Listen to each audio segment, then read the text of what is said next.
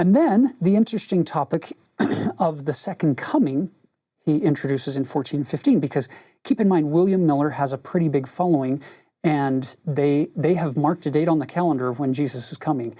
And everybody's wondering and thinking about it. So Joseph asks the question, verse 14, I was once praying very earnestly to know the time of the coming of the Son of Man, when I heard a voice repeat the following. Now, if you want ambiguity, here's verse 15. Joseph, my son, if thou livest until thou art 85 years old.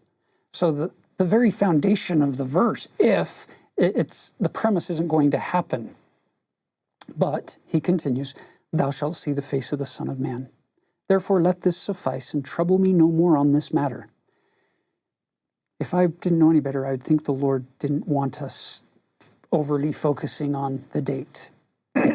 Notice Joseph's conclusion, I was left thus without being able to decide whether this coming referred to the beginning of the millennium, or to some previous appearing, or whether I should die and then see his face.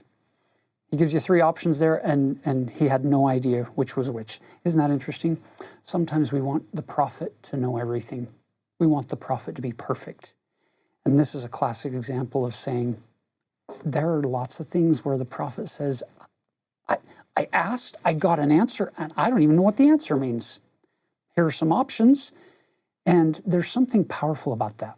Something powerful about being open and vulnerable to allow God to reveal things at the time and in the manner that he sees fit to reveal them, and say, okay, well, this is what I got. This is what I'm going to go with, and I move forward anyway.